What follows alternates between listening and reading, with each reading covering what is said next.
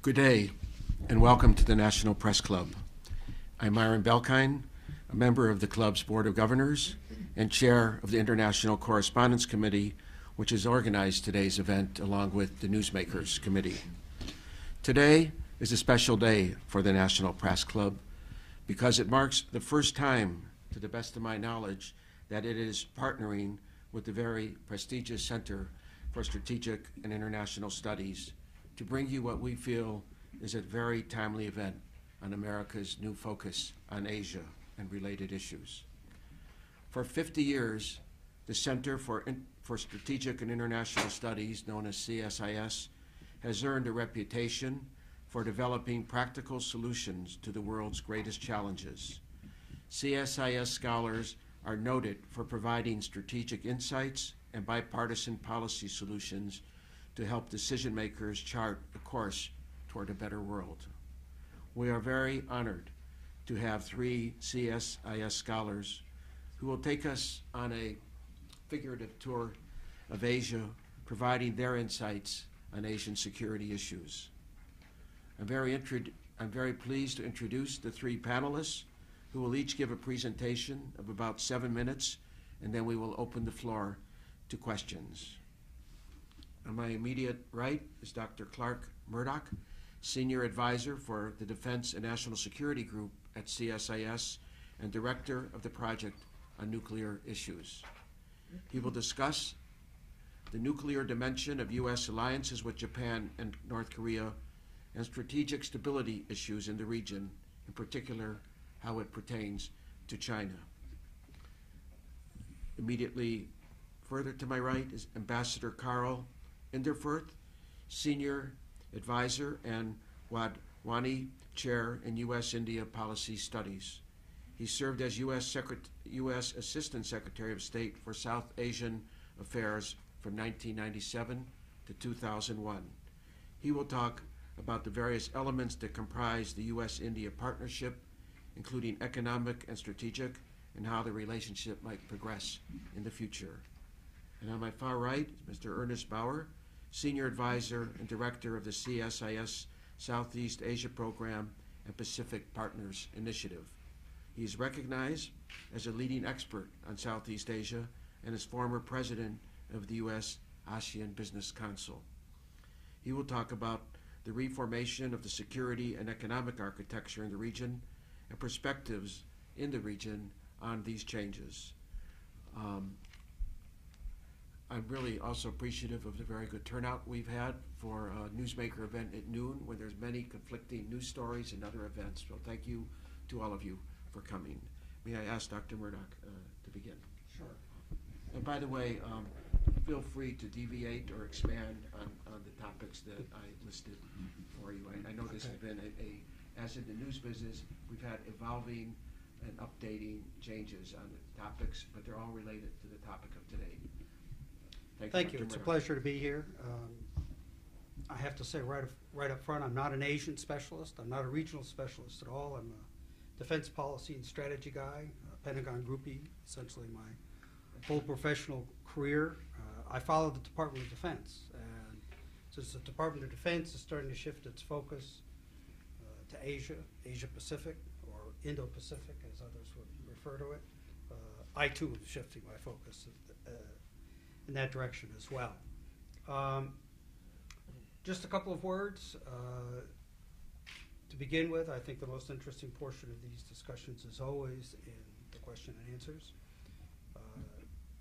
Panetta, Secretary Panetta, has indicated very clearly by his actions and a few of his deeds that the shift towards the Asia-Pacific is one that will have significant consequences for Pentagon and defense budgets and priorities and programs.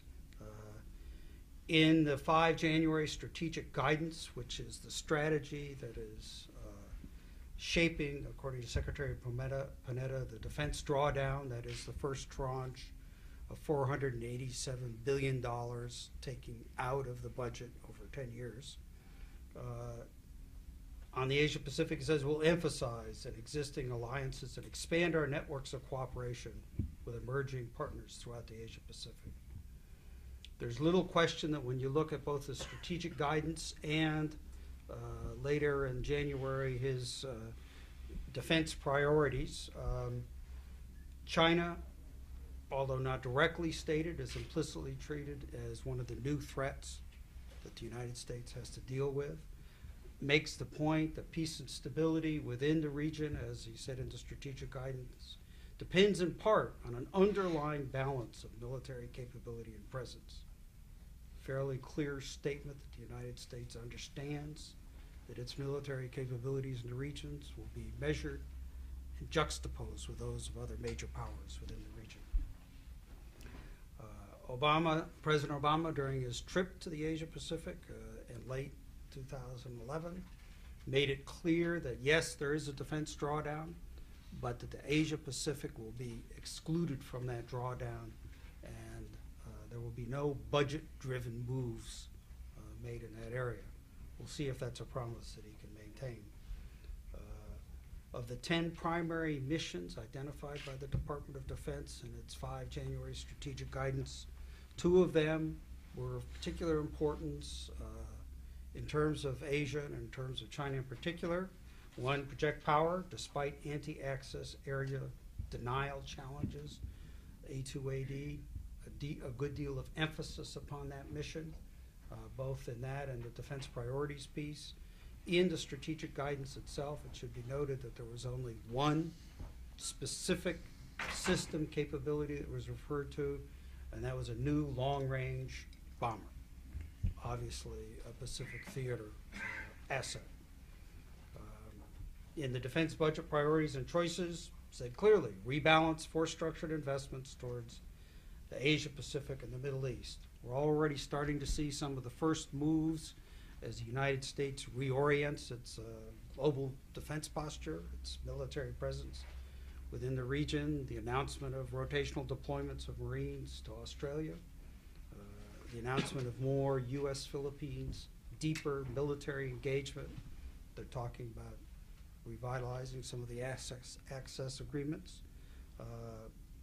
They finally started to break the log jam over the reorientation of the presence of the Marines in Okinawa, with a statement that the first tranche of Marines would leave without knowing the ultimate fate of the rest of the Marines that are within Japan. The first 5,000 are going to come out, some of them for rotational deployments in Australia, some of them for increased engagement in the Philippines. And as I was made aware of over the weekend, there are some reports, largely in Korea, that there may be some rotational deployments in South Korea as well. I just wanted to mention one thing that I've been involved with in my capacity as a senior advisor at CSIS. We've been hosting what we call a Track 2 trilateral nuclear dialogue among the United States, Japan, and South Korea. I've also done one of these, or I'm doing one of these in the European context, which is the US, UK, and France. And there's notable differences between the dialogue that's going on in the European concept and the dialogue, Track 2 dialogue, and the Asian context. And I just want to mention a few of those before turning it to my informed colleagues. One, much more interest in security issues in Asia. That's because they have security threats to an extent that they don't have in Europe. They're concerned about North Korean provocations. They're not trying to prevent a wannabe nuclear power from going nuclear. North Korea has evolved into a military power, a nuclear power. How much capacity they have remains to be seen, but no one questions, at least privately, the fact that they've achieved a nuclear capability. The question is how do you cope with that, constrain it? But their greater concerns are security concerns, dealing with increased Chinese assertiveness, South China Sea, but in particular, I think one of the seminal events, at least for me, but I'm fairly sure for my Japanese colleagues, was the confrontation in September of last year of the Japanese trawler, of the Chinese trawler with the Japanese Coast Guard. And the Japanese taking the captain, then being forced to release the captain under threat of, not just threat of, but the imposition of an embargo on rare earth minerals. A very significant action, in my mind, indicates that these are military issues, economic issues, and political issues that we're dealing with at that time. Of course, there's a concern with denuclearizing the Korean peninsula, but I would also argue that given how long the six-party talks have been in deep freeze, now going on since 2009, is that while, yes, the United States, Japan, and South Korea are all committed to the denuclearization of the Korean Peninsula, they are not going to let lack of progress on that prevent them from talking about how to address with a much more near-term, present issues of how do we deal with North Korean provocations, how do we deal with Chinese assertiveness within the region.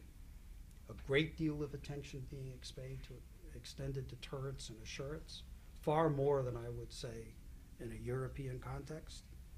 The Japanese and the Koreans are very concerned about United States staying in power within the region and the credibility of its security commitments, not just extended deterrence, extended nuclear deterrence commitments, but its security commitments. And I think that that's true not just simply on the nuclear side of it, but more importantly on the security aspect of it as well. I'll stop at this point. Thank you very much, Dr. Murdoch. Very insightful. And now we want to take our tour towards South Asia to Ambassador Inderfirth, and we look forward to your presentation. I have to say, on a personal note, I've always had a literal warm spot for India. It was my first assignment there 40 plus years ago. Well, I'm very pleased that you've got a warm spot for India. India is certainly, from that point in your past to now, India is certainly going through a major transformation, which is what I'm going to talk about for a few minutes. The pivot to Asia is much on everyone's mind. The Chinese Vice President, heir apparent, will be here tomorrow, bringing that into even sharper focus. Let me just make some preliminary remarks, and I think I'm going to do a little bit of a India-China focus in these remarks, given the interest in the two mainland giants of Asia. I do want to call your attention first to Hillary Clinton's article in Foreign Policy in November 2011. I'm sure all of you are aware of that. It's entitled America's Pacific Century, with the subheading, "The future of politics will be decided in Asia, and the U.S. will be right at the center of the action." That's the way it was described in Foreign Policy. This is a important shift of U.S. attention to the Pacific century. I was mentioning to Clark that Secretaries Clinton and Panetta were at the Verkunda conference reassuring our European allies that we are still also focused on the Atlantic and that relationship. But there's no question that something is happening in Asia that is getting the attention of policymakers, businessmen, NGOs, and the rest. Let me give you a couple of comments on why that's taking place.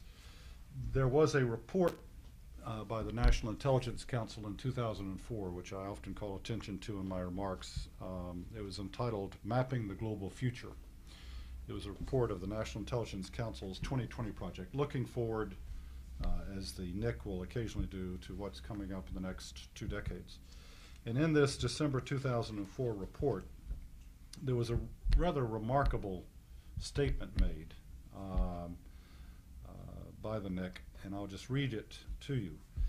It says, "The likely emergence of China and India as new major global players, similar to the advent of a united Germany in the 19th century and a powerful United States in the early 20th century, will transform the geopolitical landscape with impacts potentially as dramatic as those in the previous 2 centuries."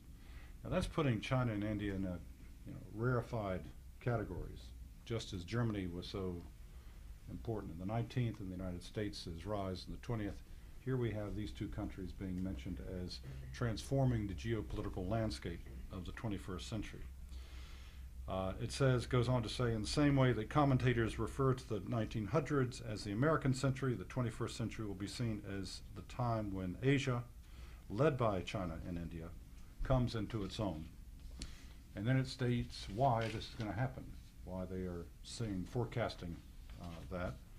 A combination of sustained high economic growth, expanding military capabilities, and large populations will be at the root of the expected rapid rise in economic and political powers of both countries.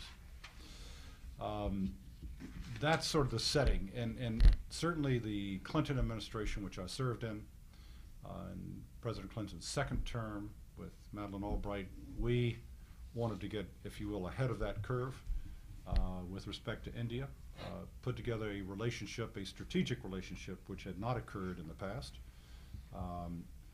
Best book on that history of U.S.-India relations is one by Dennis Cook's Disenchanted Allies. The fact is that the two countries never really were able to develop a strong relationship. I'm sorry, I said Disenchanted Allies, slight slip. It was on the question of estranged democracies. Dennis also wrote a book about U.S.-Pakistan, which was Disenchanted Allies. So I want to make sure I've got that correct. Estranged democracies, even though the world's largest democracy and the world's oldest democracy since 1947, we'd never been able to get on the right wavelength. In the early 1990s, two fundamental things occurred: the end of the Cold War and India's economic liberalization under then Finance Minister Manmohan Singh opened up the doors to a new relationship. But there was also, as a result of those changes and the changes taking place within India, the opportunity for a new relationship, which President Clinton saw, which President George W. Bush pursued for 8 years. I think that was one of his accomplishments as president, and has continued to be pursued by President Obama. And now, not only is there that recognition of the now engaged democracies as opposed to estranged democracies, we also see a far greater emphasis on Asia writ large, something that Ernie will also be talking about. Now, the Indians recognize that they have this new expectation with respect to their role not only in Asia but globally. They're playing a much bigger role on the world stage economically in the G20, IMF, all of the other places of that nature. President Obama has endorsed India for a permanent seat on the UN Security Council. The only other country that the U.S. has endorsed for that position is Japan. So there is a rise of India, and of course it is a rise that has occurred following the rise of China. China's economic policies under Deng Xiaoping gave China a big head start in opening up its country to the economic global marketplace. So India is not a competitor in that same fashion as with China, but they are two countries that are now being seen as defining the future of Asia on the mainland. So now how do they intend to pursue their relationship together? That's what I want to just make a few comments on and then turn it to Ernie. Some people have seen the U.S. approach toward India as part of sort of the geopolitical hedge against the rise of China. The Clinton administration did not see it in those terms.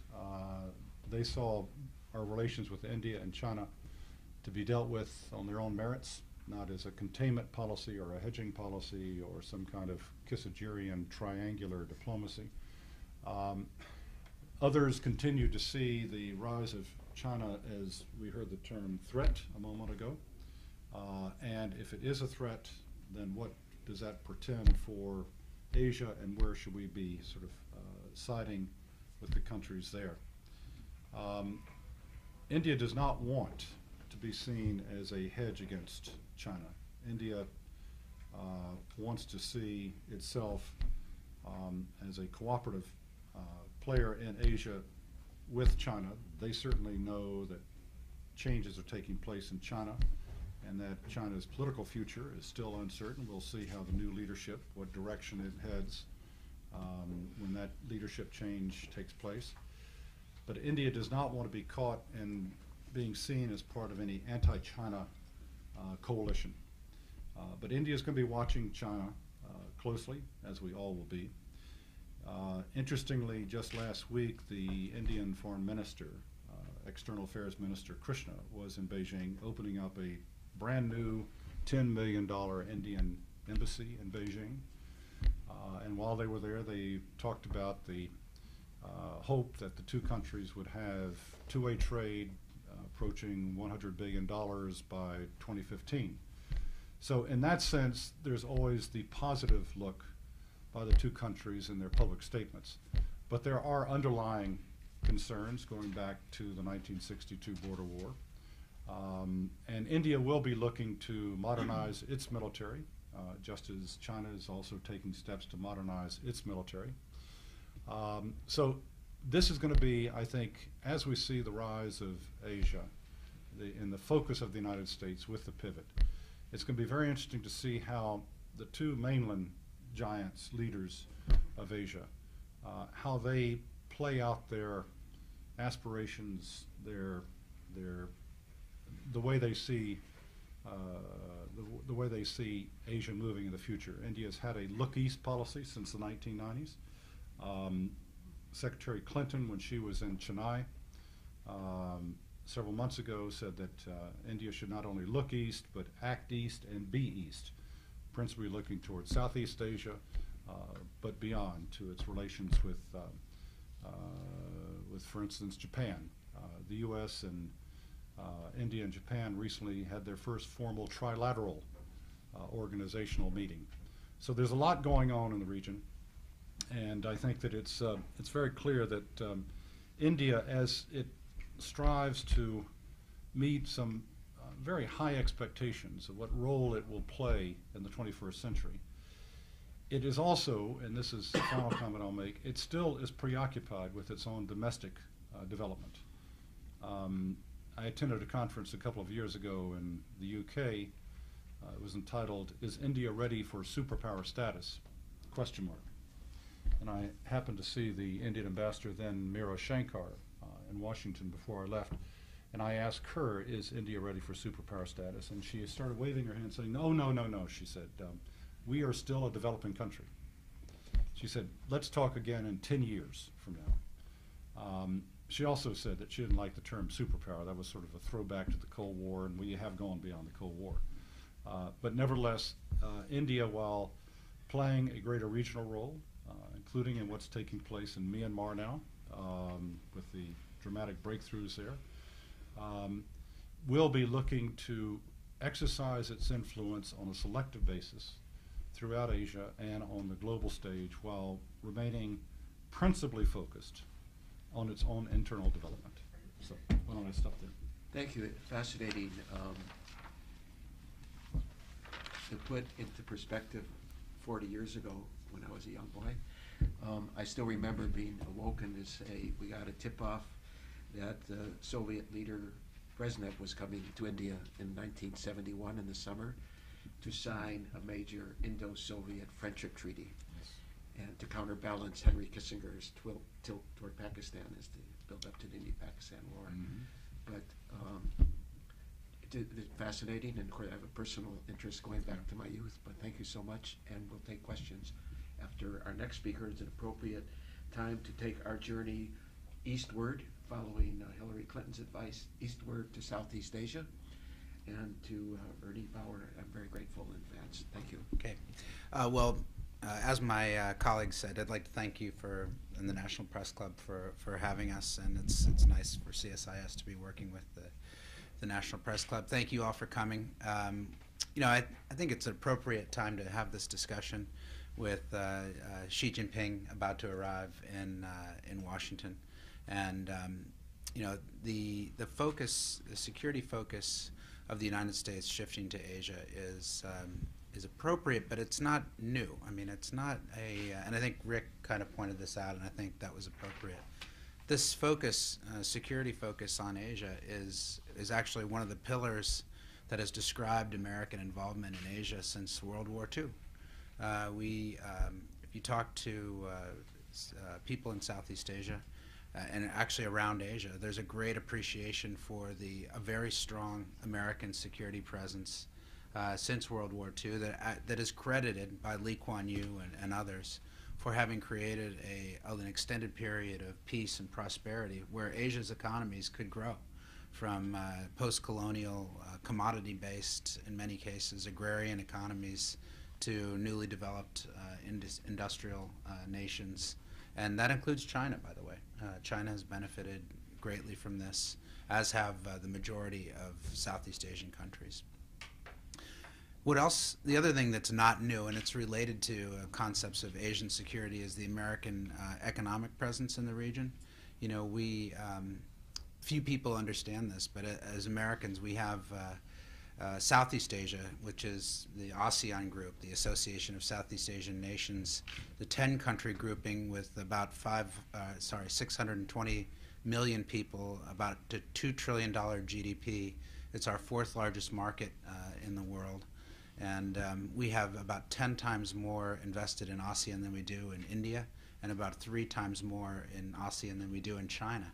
So we've also been a major economic presence in Southeast Asia. The reason that's important is that, you know, we've sort of had the security presence, we've had a deep investment, we have equity in this region.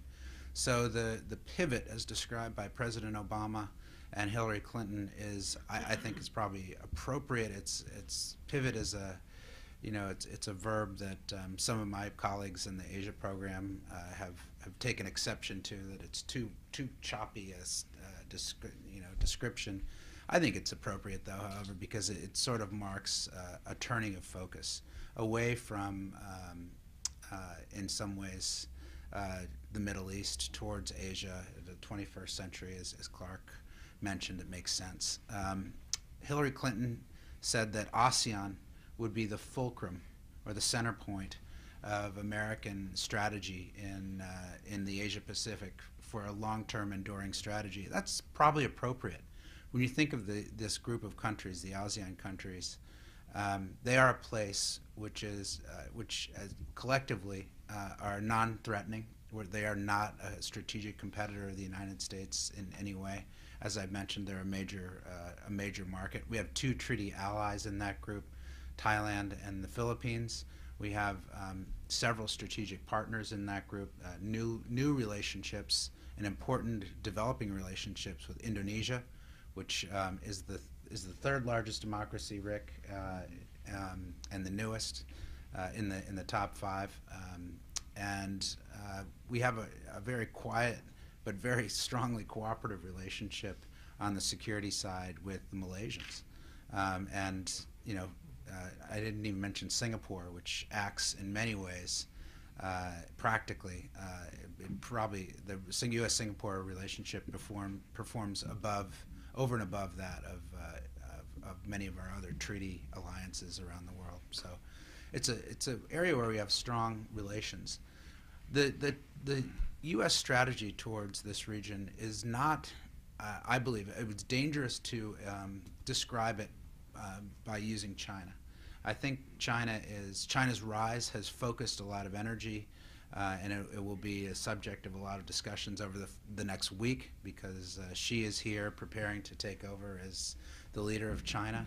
But if we shouldn't fall into this trap of defining our security commitments or our business interests, by the way, in Asia by China. China is going to be an important part of that, but it is not the whole story. What it takes to execute the strategy that Hillary Clinton talked about, which is a sort of ASEAN-centric focus, it takes a deep set of relationships and a more granular understanding of the countries in the region than I think we have had in the past, because we have had our attention focused elsewhere in the world.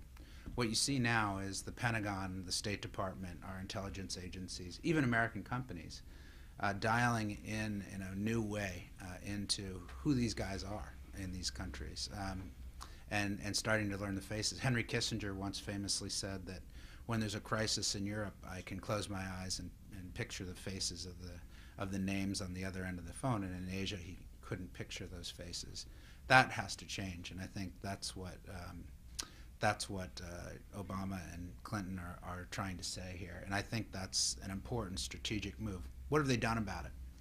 Well, Hillary Clinton, and as President Obama's lead when she came in as Secretary of State, immediately went about rectifying the institutional linkages we have with Southeast Asia. She signed the Treaty of Amity and Cooperation, the TAC. That got us back to the table with all of the ASEAN countries. We dropped this idea that we couldn't sit down with the ASEAN 10 because of our Burma policy. We still don't like and didn't like what the Burmese were doing in terms of political activities and human rights abuses. But we got to the table and sat down with ASEAN. We also opened a new page on our Burma policy, which was engagement. We named a special envoy, Derek Mitchell, who was one of my predecessors at CSIS, who started the Southeast Asia program there as special envoy for Burma. We put an ambassador, American ambassador, full-time American ambassador in Jakarta, assigned to ASEAN to try to strengthen the ASEAN platform. We also joined the East Asia Summit, which is very significant. The East Asia Summit, of course, is the 10 ASEAN countries, plus the Northeast Asians, Japan, Korea, China. It includes Australia, New Zealand, and India, the United States, and Russia now, so it's sort of a 10 plus 8. That East Asia Summit structure, I believe, will become the annual meeting of the Asia Pacific. I think it'll overtake APEC as the leaders meeting that happens every year. I don't think APEC has the legs to sustain a leaders meeting status over the next 5 years. I could be wrong about that. It's a little edgy to say that, but I think that's true. What you'll see under this new structure, it's not a new NATO in Asia, but it's a new regional structure that's ASEAN-based, as Hillary Clinton foretold. And it gives, under the EAS, there is now an ASEAN Defense Ministers Plus, which is the 10 ASEAN ministers plus the defense ministers from the 8 other countries that meet regularly. The foreign ministers meet every year at the ASEAN Regional Forum. And the big question for Asia is where were the Americans going to be on trade and economic issues, which I want to emphasize in a discussion of Asian security issues is very, very important. The idea that you can come to Asia and just talk about security issues and security military issues is a big mistake. And it's a mistake that it almost unbalances a country, who took that approach. And I think the Chinese were sort of suggesting in some ways that the Americans might be pursuing such an approach through their membership in the EAS because they didn't have a trade policy coming in.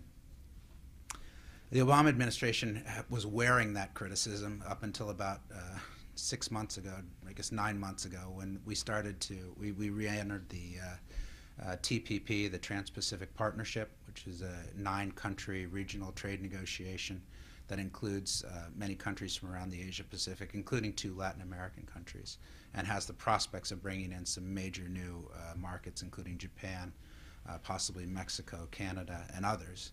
And Congress passed the U.S.-Korea Free Trade Agreement, which gave us some trade chops in Asia again. And we're back at the table on trade and economics, which is very important. So I'm going to stop there, but I just think that it's important for you to know a couple things. One, the strategy is not to contain China. The long-term strategy for the United States, the long game here, is to set up a framework, a community of nations which convinces the Chinese by the force of size, by force of practical momentum, that they should get involved and help make the rules, not dictate the rules as they have been trying to do in the South China Sea, testing their economic power, if you will. And I think that's the game. And for the Americans, it's going to take serious long-term commitment and following through on words must be followed up with actions. And I think that's the big test that most of our friends in Southeast Asia want us to live up to and pass. Thank you for the opportunity. Thank you to the three of you. Before I open it up for questions, I wonder if any of you wanted to come back. I see that Dr. Murdoch is taking notes. I don't know whether it's for a paper or whether you had any follow-up thoughts. I'm going to report on them as soon as I get back. Are you? I'd just like to say I really like Clark's tie. I think it's brilliant. You know, just segue to a Q&A. You know, I've been back in America since '04. I've been active in the press club. And we tend at the press club to focus on newsmakers where you have a speaker come in and speak on today's topic of the day. And this sets a new avenue for the National Press Club, a trailblazer in a way, whereby we have a newsmaker or panel discussion where we're not looking at a single event, but at trends, how policies are evolving. And I think you've set a standard for us, and this could be part of my final thank you, but I just wanted to do it in the middle. I'm so grateful. This is about trends. It's about trends. It is about And trends. what to journalism, I always say is, just don't look at the spot story. You look at the best papers, those inside pages with massive background pieces and trend stories is what people are following more and more. Okay. Right. Connie Lott, Thank you.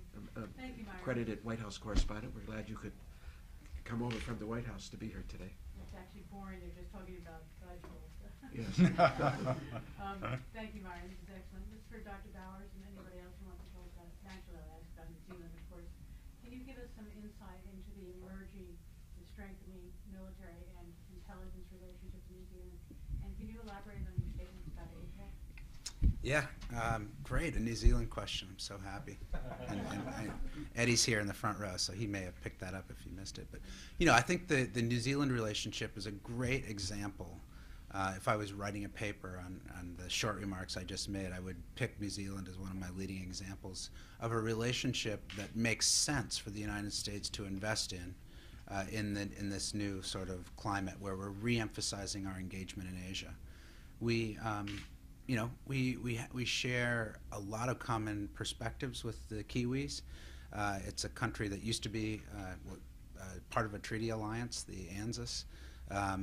We went our separate ways over nuclear issues during the Reagan administration, and then after that, I think the view now is that the United States is not going to have as many resources to spend as it once did on the military side or on intelligence, frankly, and that we need friends, and we need to know who our friends are in Asia. When you think about that list, New Zealand pops out at the top of that list. It's a natural friend. It's I think I'd like to see it be an ally again when the Kiwis are ready for that politically. They might not be yet, but I think I will live to see the day, you know, when we reaffirm our treaty-like relationship with the Kiwis. That leads to broader military cooperation and intelligence sharing. The Kiwis have been at our side in every foreign conflict that we've had since World War II. Their special forces are among the very best in the world and have been with us in Afghanistan, Iraq, and other places. So for a lot of reasons, the reestablishment that particularly defined, you know, well, not defined, but recognized by Hillary Clinton's Wellington Declaration, was it last November? 2 Novembers ago, sort of underlines where we're headed in the Pacific. So when people ask me, are the Americans going to remilitarize Asia? I say absolutely not. In fact, you're not going to see a big new American military footprint in Asia. What you'll see is a light footprint. We'll be in places where we're welcome. We'll emphasize interoperability, and we will emphasize joint training. But we will not. You won't see Okinawa, Korea-like bases by the United States in Asia, and not in the Philippines, not in Vietnam, by the way, where we're in discussions with the Vietnamese to the extent we are almost to the extent we are with the Filipinos. And even in Australia, those 2,500 troops, Marines, in Northwest Australia, that's not about a new base. That's actually borrowing access to existing Australian bases. And I think that's a very important point that gets missed by a lot of the media. Thank you. Oh, APEC. I think on APEC, it's just the APEC's really important. It's been great for trade facilitation. It's been great as the annual general meeting of the Asia Pacific. But I don't see leaders being able to commit to 2 trips a year, particularly the American president, to 2 trips a year in Asia. And I believe that APEC will be an important additive group, but I think it will become more of a ministerial activity, and that the EAS is a meeting that I cannot see any American president missing ever again, as long as the Asian century that we just described up here is in place. Yes, please. And if you could introduce yourself, please, and the Bill organization Joseph, you're with. Executive Intelligence Review. Carl Inderford mentioned the analogy, which the rise of Germany in the beginning of the 19th century. If you not accepting that entirely, if you take that as an example, one of the responses to the rise of Germany under Bismarck was the British reaction, where the Prince of Wales personally took the initiative to try and weed away from the Germans the alliances they had with France on the one side and Russia on the other side, creating the Triple Entente and the Cordial Entente. And this led to a situation which the Germans, who had a certain military strategy, only acted upon it to the extent that they thought they were surrounded. That led to World War I. Obviously, we got to do something a little bit different. But Chinese thinkers, of course, when they're looking at this stuff, and they're looking at the way that Germany analogy is used in the military writings of many of the Pentagon people commenting on this, see the same thing happening, and they react very strongly in looking around and saying, who are our allies? So that what they have as an alternative is Russia, which they have a strategic relationship with, which is all well and good, then becomes something different. And they feel that it's our only friend in the area, and therefore you have this division, you move towards this division in the world with the Western nations on one side and Russia and China. Russia also feels that the reset is kind of gone badly the last few days. They would come closer to China. You create a kind of at least a Cold War situation, or at worst a situation in which some Sarajevo conflict could lead to a more serious conflict in the world. And I was wondering, is that taken into consideration? Because somehow the Chinese have got to see a road in which, although they didn't want the G2 and they didn't want all this close stuff, now it seems to have swung in a different direction, that they are not a part of the game in any real way, except as a part of the crowd that we're trying to pull together in Asia. Don't we have to do something so that other signals are sent to them? Mr. Ambassador, can you? Well, I wish we have 2 other colleagues at CSIS that I wish were here to answer that question. Henry Kissinger and Zbigniew Brzezinski. They're both counselors at CSIS. Read Brzezinski's book. I think that they would be eminently qualified to delve back into the history of Germany's rise and that of the United States and whether the 21st century. I think they know what they say. Yeah. Let me just say this. It does relate to some of the comments that I made in terms of India's attitude toward not being engaged or seen as taking part in a anti-China coalition, a containment of China strategy or policy.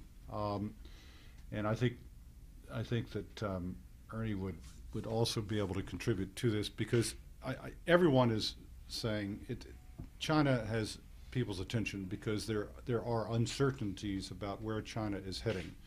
From charm offensive to a more muscular diplomacy to this transformation, or not transformation, but to this transition to new leadership. Where is China heading? countries are taking that into account in terms of their various policies, including their economic policies. And I want to underscore what Ernie said on the economic front. The future of Asia, I think, is principally an economic future, and economic exchanges, trade, investment, all of that. That's the driving factor. It certainly has been the driving force in the new U.S.-India relationship.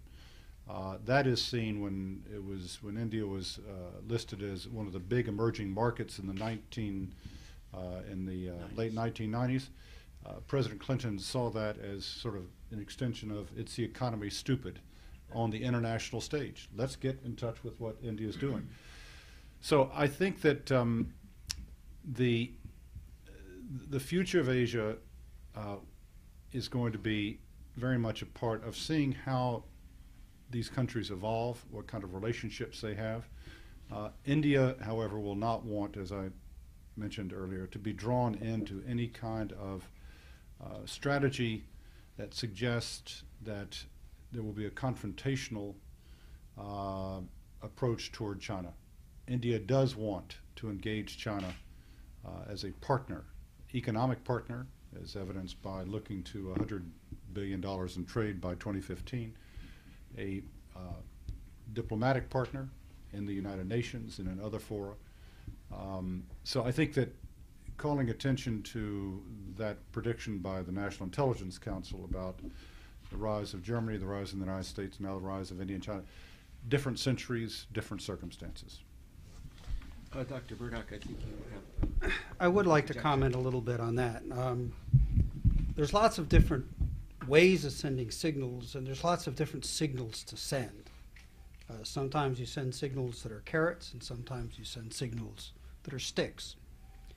And Ambassador Inderfurth and I were having a brief discussion earlier on President Obama's recent trip to the region and the kind of statements that were being made by both him and the Secretaries of Defense and State at the same time as to whether the U.S. policy or the U.S. pivot or strategic turn, however you want to characterize it, was an edgier policy or it was the same policy but with this edgier tone.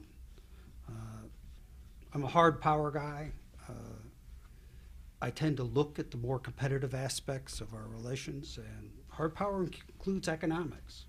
And I think the mention made of the Trans-Pacific Partnership is very interesting because there's a number of things that the United States has been emphasizing about that. This is rules-based.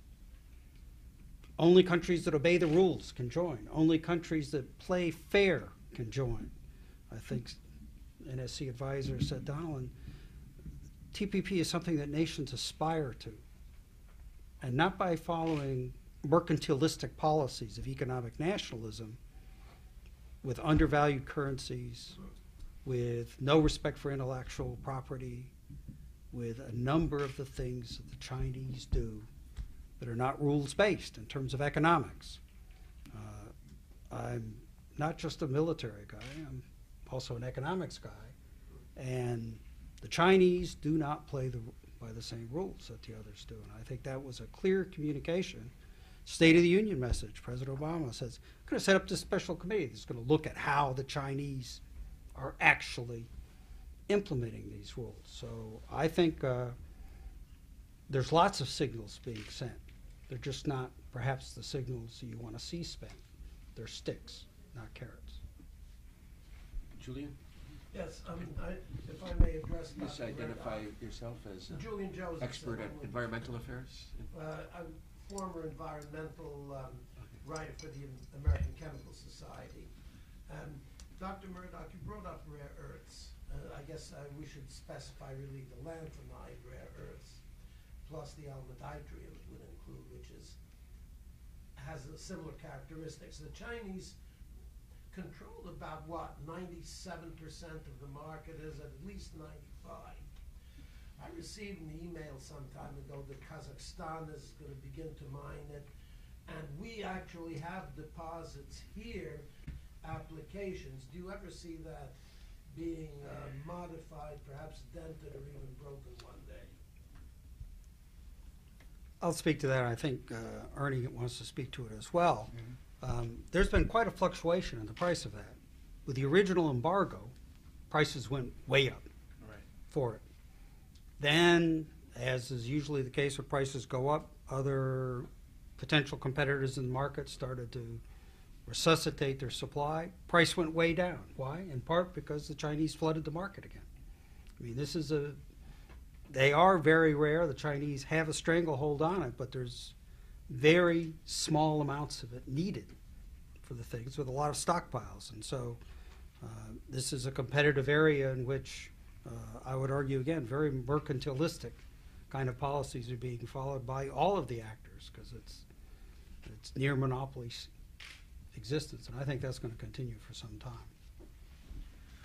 I just wanted to add two things. One is that other countries have started to develop rare earths. Australia has stepped in. The United States has stepped up our production. And actually, there's some countries, I hadn't heard about Kazakhstan, but I think in Southeast Asia, I know there's a couple new factories, one in Malaysia, for instance. So, yeah, I mean, high prices, supply will meet demand. And so, but I think it's important. I just want to, if I could, sort of temper or just give my own reaction on Clark's comments. Temper is okay. Temper, okay.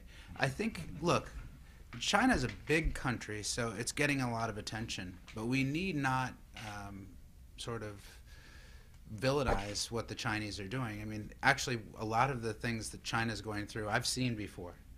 But it was among smaller Southeast Asian countries that were making this turn from a less developed country to a more developed country.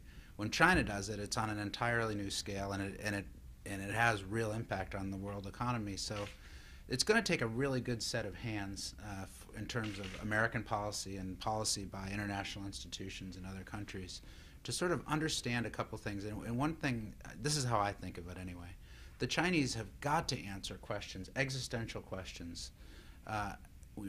What is the future of their energy supply? What is their food security look like? What about water supply? I think if the Chinese can't answer these questions, we're in trouble in terms of peace and security in Asia. If we all sort of understand that they are struggling with these issues, and it must be scary to run a country of 1.4 billion people, particularly in the system that they have.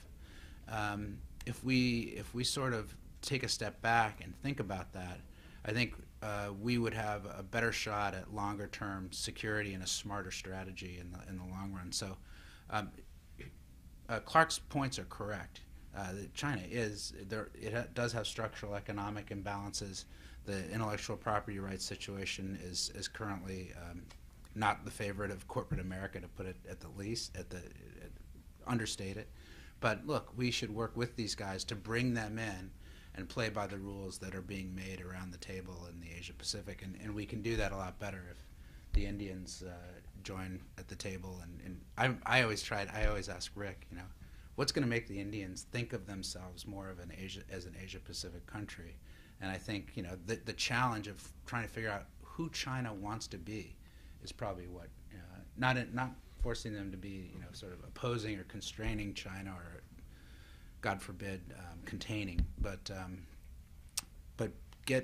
have enough ballast at the table to convince the Chinese that this is a game worth playing, and they can win as well as everybody else.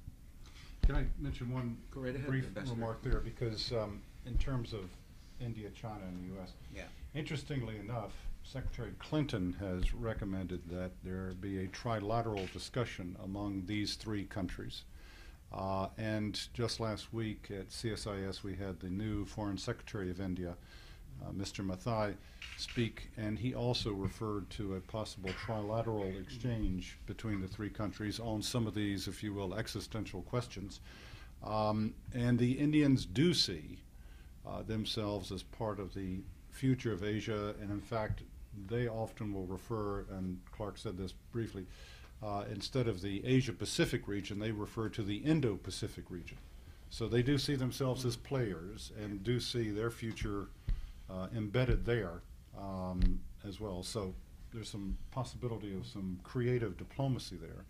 And perhaps that kind of creative diplomacy would take off some of the testiness or edginess about seeing China as simply the lurking presence that we all have to be concerned about. Maybe there are ways to start working with China to address and solve problems, as opposed to their becoming the problem.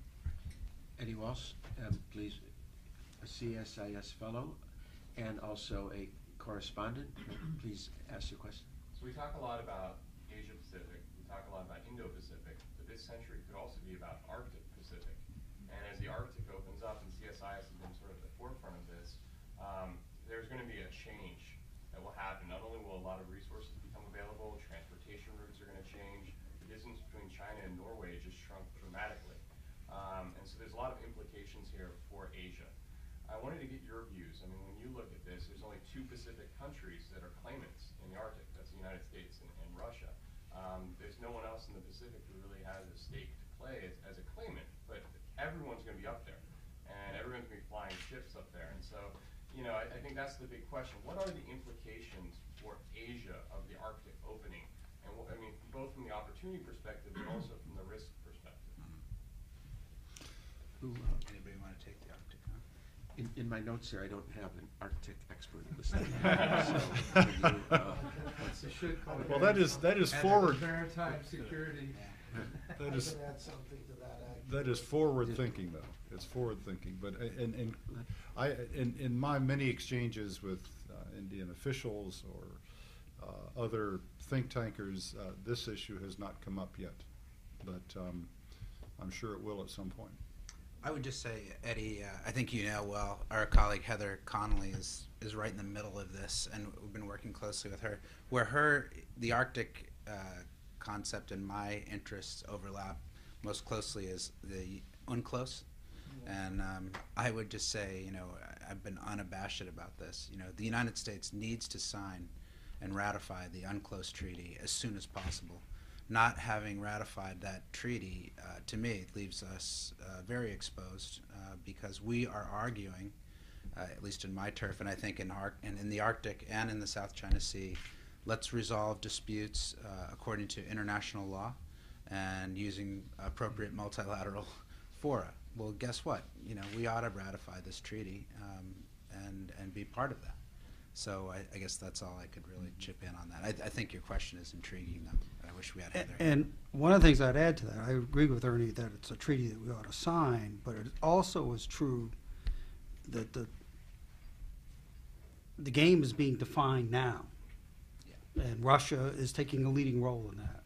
And I think one could argue that the leading role that Russia is taking is not a helpful one in terms of long-term prospects for stability over the Arctic. So that, you know, if you're going to have another great game up in the Arctic, it's being driven by the first players right now. do you have a question? UNCLOS and TPP. How can you have TPP with having UNCLOS? Or do you have to have it? Because your fishery, I mean, the oceans are open. Those ships go in. I think I'll take that one since I raised both of those issues first, I guess. I think you can, actually. We actually abide by the laws covered by UNCLOS. So some in Congress, in the Senate, actually argue that, you know, we don't need to ratify this. We're already following the laws. But I think politically you have to, particularly for disputed territory, the sake of disputed territory, and that just makes really good sense to me. The TPP, on the other hand, is a trade negotiation, and there are specific laws related to things like procurement, intellectual property rights, and that set of rule of law issues are sort of a separate set, I think, from the set of laws that are covered by UNCLOS, unless I'm grossly wrong, in which case I would like to. I don't think I am wrong, but I think that that's the case. So it's two different ways. TPP is important because it's how we're thinking about a rules-based integration of Asia-Pacific economies, whereas the China has a model called the ASEAN +3 that they started after the Asian financial crisis, when the United States was really diverted with our wars in the Middle East, and we had been recovering from sort of a stunning failure, I guess, to feel Asia's pain in that financial crisis. And China really did a great job, and this is where the charm offensive picked up. China moved at that period from being the 6th or 7th largest trading partner with most Asian countries to being the largest trading partner. And I think China started to believe it's a script that it had helped to write, which was we are the largest economic power in Asia, and we can start to test the limits of our economic might. And when they started to push that in terms of sovereign territorial claims in the South China Sea, I think that's when the rest of Southeast Asia said, wait a minute, wait. What does China want to be here? Who are these guys? We want them to be a partner. We want them to be economically dynamic. We want to benefit from that, but we don't want to be pushed around in our own neighborhood. And when you take just geography, to have a country that big right next door, and if you all of a sudden you don't know who they are or what they want, that changes the game. And that's the game that's changed in the last 3 or 4 years in Southeast Asia. Why don't we do 2 more questions and then conclude? We normally do these from 12 to 1 because many people join us and then have to go back to work. So Ken, and then if there's one other pertinent one, I'll just do a brief thank you at the end. Sure. Yes. Ken Yates, Judgment Water. One thing that you haven't really touched on very much, we talked about defense and economics, but is politics. And right now we're in a very interesting crossroads, starting with North Korea, as we did. We have a new leadership trying to be assertive there. China is coming up to the next decade. Right now, it's right on the cusp of the change. Japan is in disarray, and we don't know where that's going. We hope it will stabilize itself and get back into terms. But in terms of the Pacific, particularly, there's an enormous change right now. Myanmar has just gone through its change, and we're now in a new era out there. Things are really changing, and we don't seem to be very cognizant of what may be over that next horizon. And it worries me that the issues that we're dealing with that we've discussed so far this morning are primarily those things that have been before. We've been fighting the last wars, and there's a new dynamic out there. If you look at Africa, which hasn't even been mentioned here, that China has moved into Africa with enormous vigor. We're getting our lunch eaten out there, but we're losing traction.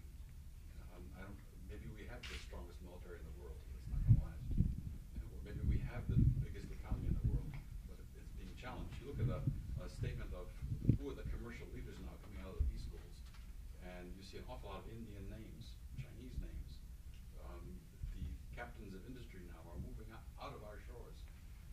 So we've got a problem, and I don't think we're really grappling with it. Go ahead, Ambassador. You could have also added India into that list of countries that are going through elections. They don't have national elections, but they've got state elections, and a leadership there that has not been very decisive of late, caught up in corruption scandals, caught up in the state elections, et cetera, et cetera. So, and of course we have our elections here.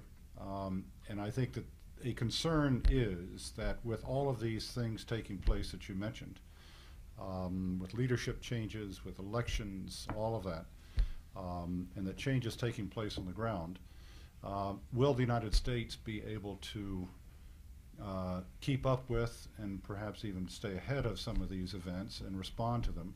And right now, I would say that the chances of that are not very good, because our national leadership is also caught up, first of all, in meeting the immediate challenges we have, winding down 2 wars, dealing with the Arab Spring and its aftermath, and who knows where that's heading, and of course with discuss the war talk now about Iran. How will you be able to focus on those immediate issues, as well as looking to the future of where Asia is heading and its elections and implications for the United States? So this is a tough time, And I think that the chances are that we will lose sight of some very important issues while we spend all of our time on the immediate issues. But that is I think, a part of our democratic process. With respect to Rick, I completely disagree. I think that the politics are in our favor. As Americans, we're the country that has an Indian-American CEO of Pepsi. We have Jeremy Lin playing hoop in the NBA. You know, we are the. You don't see this in other countries. You know, there's not a lot of American CEOs in China. There's not Indian professional basketball players in their country. You know, I think we really do well on politics. And that's because, you know, when I look, and remember, I'm a Southeast Asia guy, so that's my world. But in Southeast Asia, everybody wants to benefit from China's economic growth, but nobody wants to be China.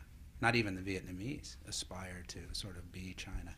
So I think in terms of soft power, if you look at what's happened in Southeast Asia on these politics, Myanmar, the challenging elections in Malaysia, even the Singaporeans got their, you know, clocks cleaned relatively in their last election. The PAP, you know, they lost the supermajority that they once had. You know, that opening up, I think people want fair, transparent systems. You have a burgeoning middle class in Asia, by the way, that moves from 500 million today to 3.5 billion by 2030. That's enormous. So those economically empowered people they want to have open systems. And I think the United States, if we can stick to our knitting and remind ourselves of what we're based on and who we are, we're going to do pretty well, I think, in the next 20 years. And I think the current trajectory on Asia policy is pretty darn good. I haven't seen, you know, trajectory like this in a long time. And it's not a partisan statement at all. I think we actually could do well under this model. Thank you. Rachel, for the final question. I was wondering, in this relationship between America, China, and India, where does India's nuclear capability and abilities, what kind of role does that play? I know it's a short question, it doesn't require a very long answer, but you know, compared to China, is this a big concern for America? Well, it certainly has played itself out over quite a few years, as Clark knows. I mean, the history of the Indian nuclear program is directly related to China's testing of an atomic bomb in 1964, and India feeling that it also had to move in that direction. And of course, that also prompted Pakistan, after India's peaceful nuclear test in 1974, to say, well, now we've got to do that. So there's a cascading effect.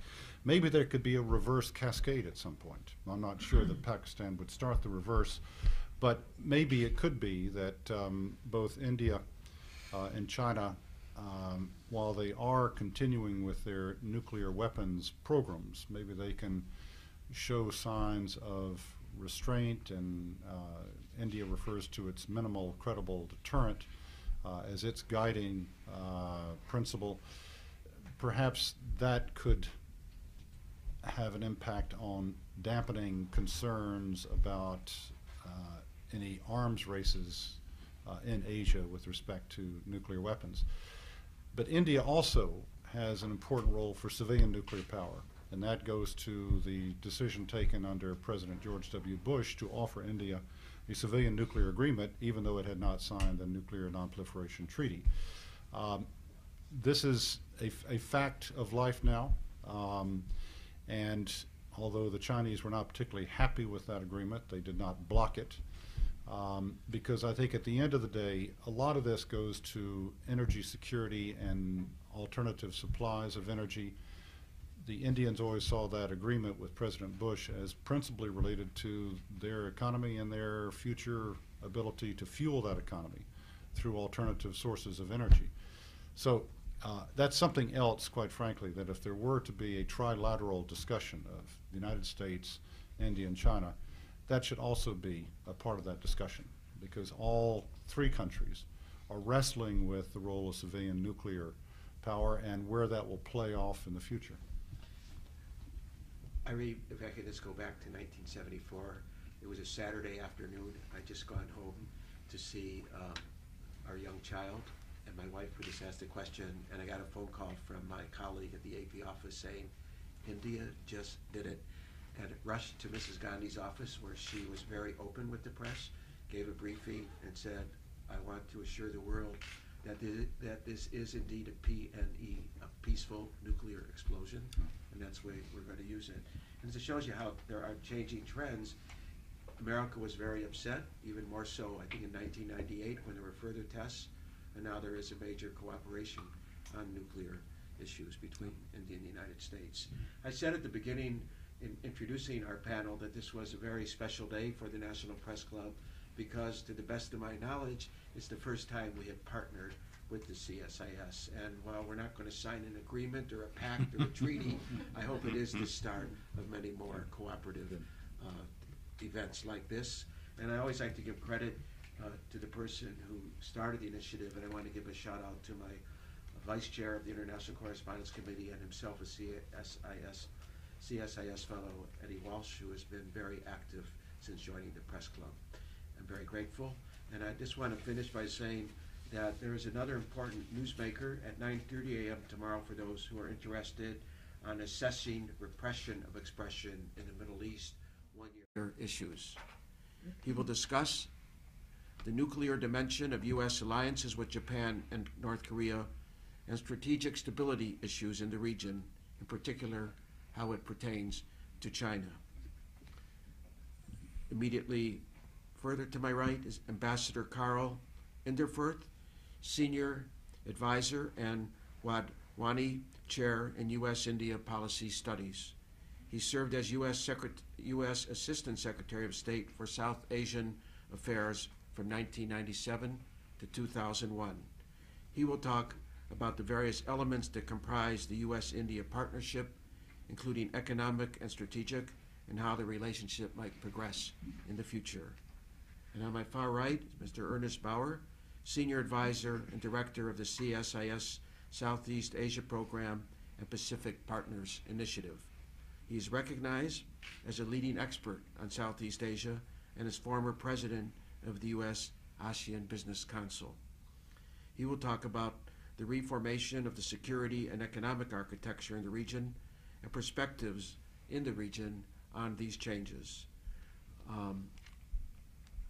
I'm really also appreciative of the very good turnout we've had for a Newsmaker event at noon when there's many conflicting news stories and other events. So thank you to all of you for coming. May I ask Dr. Murdoch to begin? Sure. And by the way, feel free to deviate or expand on the topics that I listed for you. I know this has been as in the news business, we've had evolving and updating.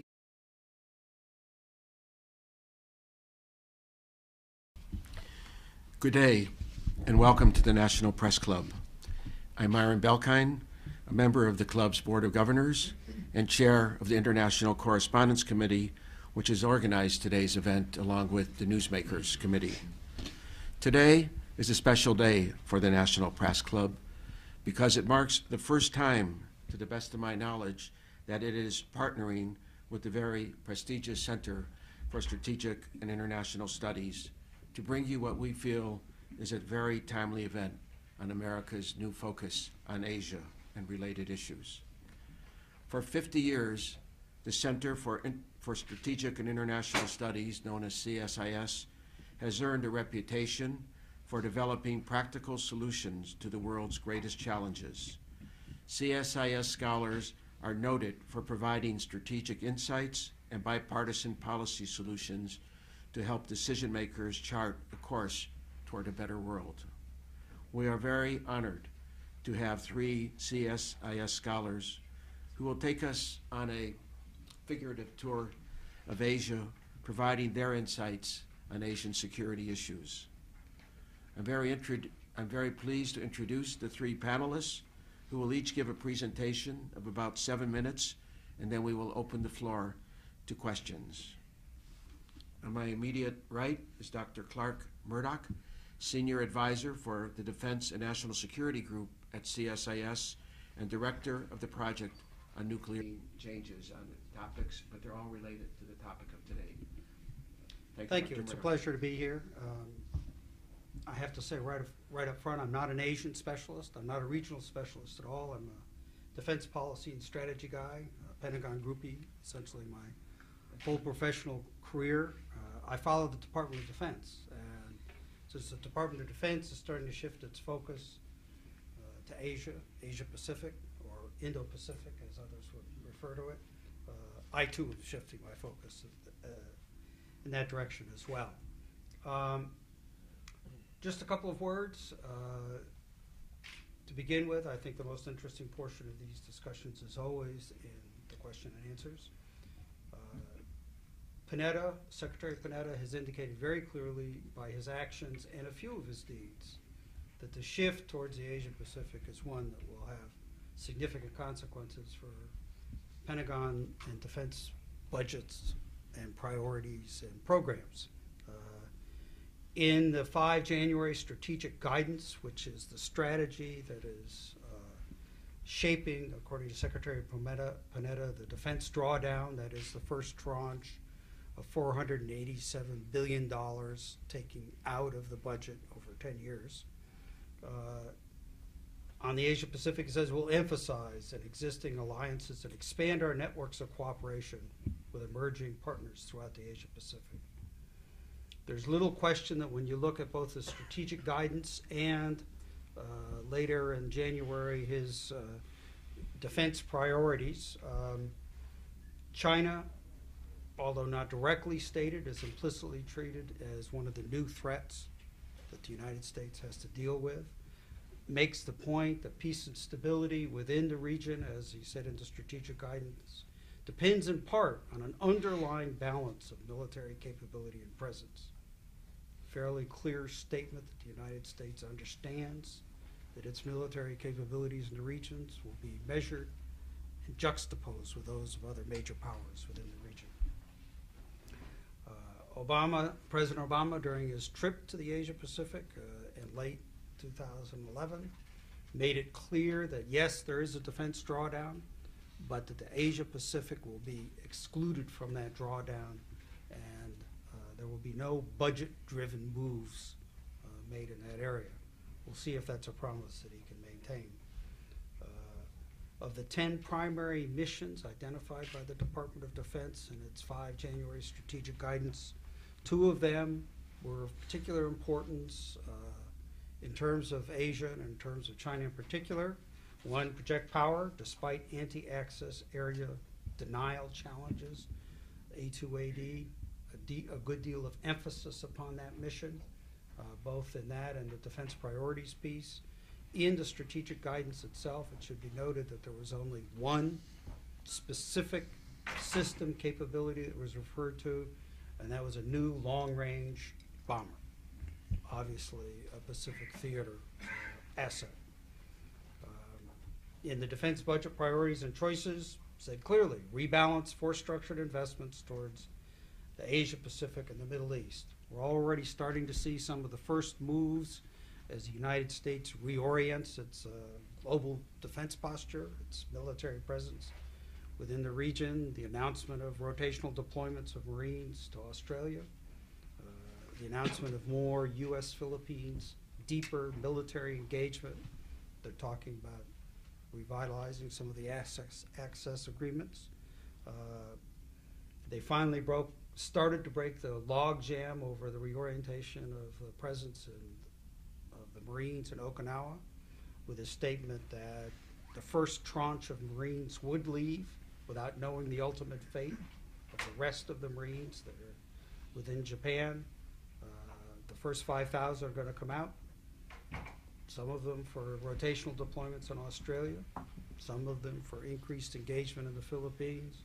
And as I was made aware of over the weekend, there are some reports, largely in Korea, that there may be some rotational deployments in South Korea as well. I just wanted to mention one thing that I've been involved with in my capacity as a senior advisor at CSIS. We've been hosting what we call a Track 2 trilateral nuclear dialogue among the United States, Japan, and South Korea. I've also done one of these, or I'm doing one of these in the European context, which is the U.S.